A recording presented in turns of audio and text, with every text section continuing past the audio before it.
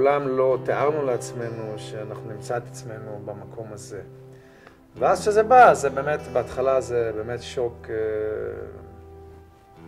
לא פשוט. אני הייתי בהלם, היה לי מאוד קשה. העדפתי שזה יהיה הכל, רק לא שהוא הומו. התחושה באותו רגע זה שבערך התקרה נופלת לך על הראש, וסוג של התמוטטות. לקח לנו, אני חושב, איזה שבוע להקל בכלל בפני מה אנחנו עומדים ומה יש, ומה קורה פה ומה המשמעויות ולאן זה, ובמה מדובר. היה הרבה לילות שלא ישנתי ובכיתי ולא ידעתי כאילו, איך החיים שלו ייראו. הוא מרסק לך את כל הציפיות. אנחנו כהורים מנסים לארגן להם את החיים. אנחנו רוצים שהם יהיו ככה וככה וככה וככה. ופתאום, הופה, מה קרה? איפה ילדים, איפה משפחה, איפה המשכיות? זה כאילו לאבד מישהו.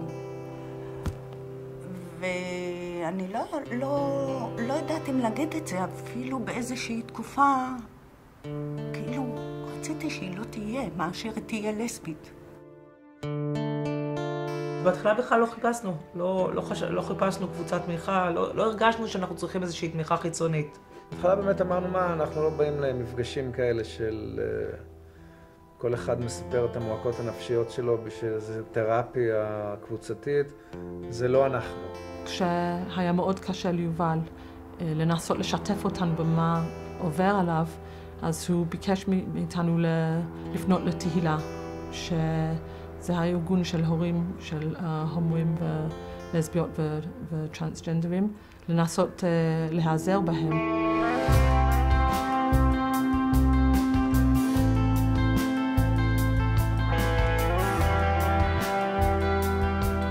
תהילה זה אחת המתנות הכי יפות שקיבלנו כשאור יצא מהארון. אני יכולה להגיד לך שב3 שנים אנחנו נעדרנו אולי פעמיים. זה אווירה טובה שאתה יושב עם אנשים שיש להם במרכאות את אותה בעיה, את אותו תהליך, ואתה רואה היבטים שונים, מעברים שונים, ובמקרה הזה, איך, הייתי אומרת, רובם לפחות, עובר את המשבר. אני ממש לא חושב שמי שנחשף לדבר הזה יכול לעשות את זה לבד, הוא חייב לקבל עזרה מקצועית. וחלק מהעזרה שאנחנו נחשפנו אליה זה היה תהילה. ראיתי כמה תרומה הם נותנים לנו. לראות עוד אנשים כמונו, בלי זנבות. עוד אנשים שמדברים בפתיחות על המקום. עוד אנשים שמשתפים. אפשר לחיות עם זה, ולא רק שאפשר לחיות עם זה, גם אפשר לחיות עם זה טוב. זה גם נותן כוח לחזור הביתה ולהתמודד. קודם כל, מה שלא יהיה זה עדיין הילד שלך וזה אותו הילד. לא השתנה משהו בהם, זה רק עוד צד שאתם עדיין לא הכרתם. אז תחבקו אותם ותלוו אותם, ואל תתנו לזה להיות האישו ביניכם. תהילה והחברים בתהילה הופכים להיות האנשים שפשוט עוברים איתך ביחד את אותו תהליך,